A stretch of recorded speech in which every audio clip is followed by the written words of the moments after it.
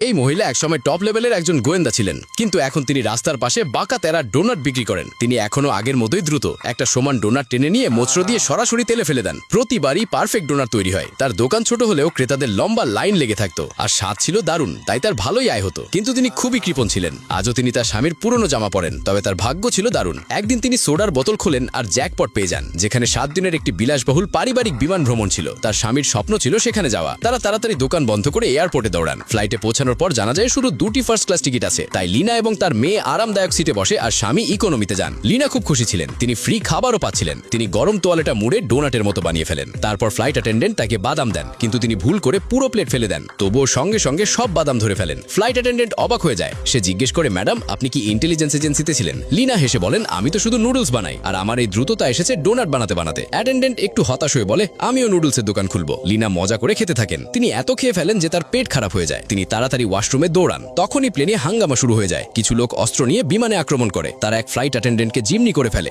বন্দুক দেখিয়ে বিমান ছিনতাই করার চেষ্টা করে, কিন্তু তারা কাউকে লুট করতে চায় না। তারা শুধু একজন মহিলাকে খুঁজছিল। তারা সব যাত্রীকে ইকোনমিতে ঠেলে দেয়। তখন তারা এক সন্দেহজনক মহিলাকে পায়, যিনি মাস্ক পরেছিলেন। গুন্ডারা তার মাস্ক খুলে দেয়, কিন্তু তিনি অন্য একজন মহিলা ছিলেন। সব যাত্রী খুব ভয় পেয়ে যায়। লিনা তখনও জানতেন না যে প্লেনের সমস্যা শুরু হয়েছে। তিনি বাইরে আসেন, আর তখনই এক আক্রমণকারী ছুরি নিয়ে তার দিকে ঝাঁপিয়ে পড়ে। কিন্তু লিনা ভয় পান না। মাত্র 3টি মুভেই লোকটিকে মাটিতে ফেলে অচেতন করে দেন। লিনাই ছিলেন যাকে তারা খুঁজছিল। আসলে 10 বছর আগে লিনা একজন গোয়েন্দা ছিলেন। ভুলবশত একটি মিশন ব্যর্থ হয়ে গিয়েছিল। তারপর তিনি কোরিয়ায় পালিয়ে যান। প্লাস্টিক সার্জারির মাধ্যমে নিজের মুখ বদলে ফেলেন, নতুন জীবন শুরু করেন। এখন তিনি একজন সাধারণ নুডলস বানানো মা হয়ে গেছেন। কিন্তু তার কাছে এখনো কিছু বড় গোপন রহস্য লুকিয়ে আছে, আর এখন পুরনো এজেন্সি তার খোঁজ পেয়ে গেছে। তবে লিনা সবাইকে বাঁচাতে পারেন। তিনি একাই 100 জনকে সামলাতে সক্ষম।